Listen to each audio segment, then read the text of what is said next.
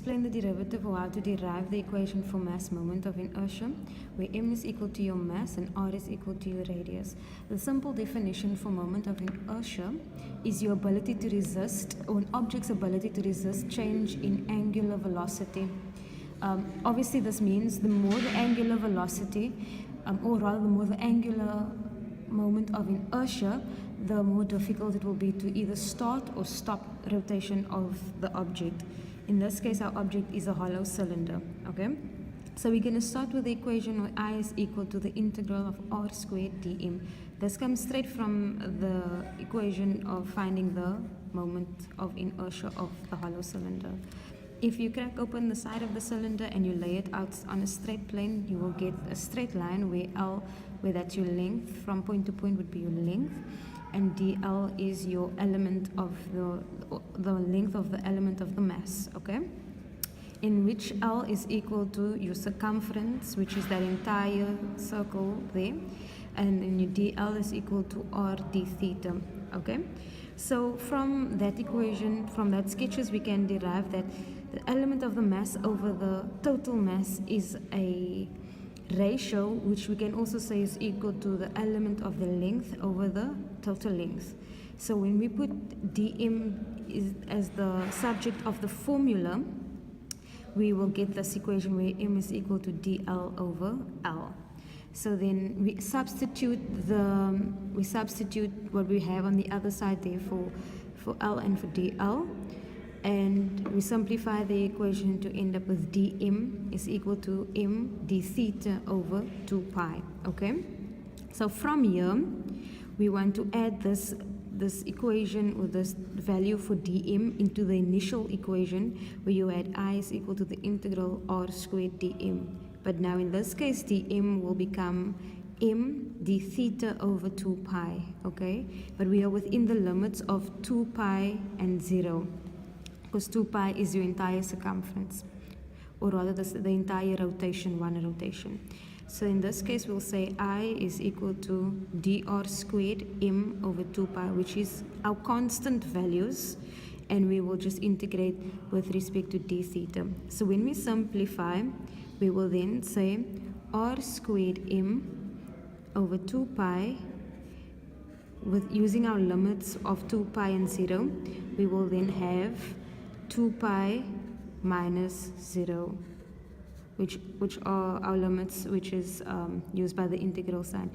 Yeah, so this is our simple integration, and then when we simplify this equation where that will cancel that, we will get the simple answer of I is equal to r squared m, or which is equivalent to mr squared. And this is your moment of inertia for a hollow cylinder.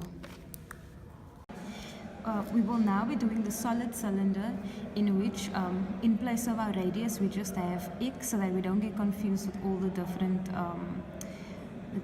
letters we are going to use. So we're using from the radius, we're using x, because we're just taking an element of the solid cylinder, and obviously, you know, the thickness of that cylinder we're going to make dx, yeah? V will obviously be our volume, L will be our length, and density is also present in a solid cylinder. So from the previous example, we can then also say that your dm over m, which is your element of a mass over total mass, is also then equal to the element of your volume over total volume, which does make sense considering that that is a solid cylinder. So when we calculate your area for that solid cylinder will be 2 pi x times dx, yeah? That is equal to your area of the cylinder. But because we're working with a solid cylinder, we're going to be working with volume, where we can say 2 pi x times dx, that's times L. L is the length of the cylinder, okay? Which is equal to your volume, which is also in this case considered your dV. So when we take from this equation and we want to make it dm, once again the subject of the formula, then we end up having dm equal to m dv over v. That is just a simple standard formula, which means we know we're coming from I is equal to mr squared, which was for a hollow cylinder. Okay, so now we want to create a new equation for I in terms of a solid cylinder. So then when we incorporate everything, we say it's the integral which we're going to have between r and 0, which is our limits to this differential equation. We have x squared times density times 2 pi x times dx times L. Remember, this is your volume that we found up there. Okay, so now what I want to do is I want to extract all the constants from the equation and put it before the integral sign again. Okay, so then we will have I is equal to 2 pi density times L, and we have our integral between r and 0, which is our limits. We should have x cubed dx. So this is the part that needs to be integrated with respect to x. Okay, so once we integrate, we will have 2 pi times density times L.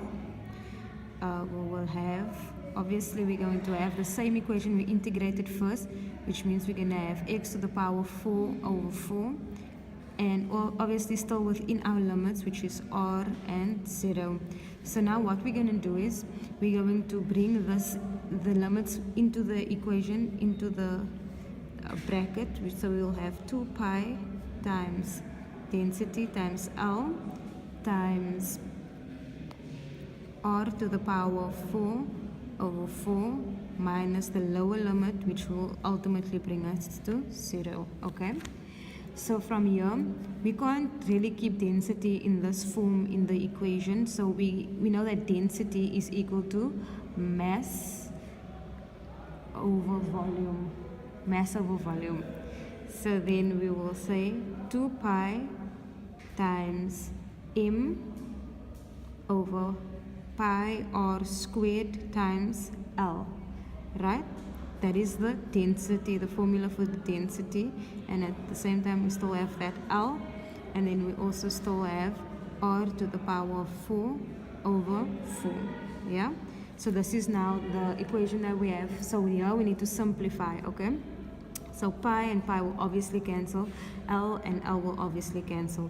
So when we simplify this equation, we end up having 2m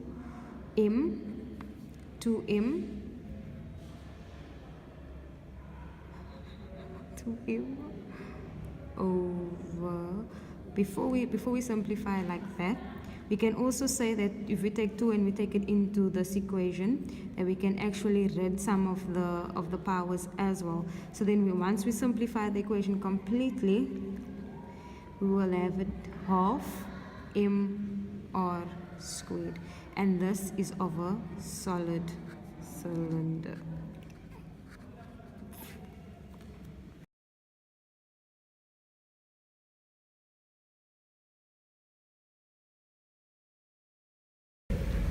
Okay, we're going to do an experiment now. We're going to roll a solid cylinder and a hollow cylinder down the same incline.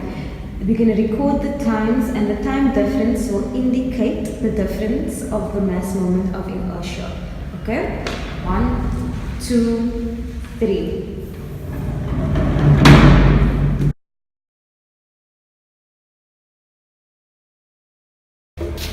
The hollow. 1, 2, 3.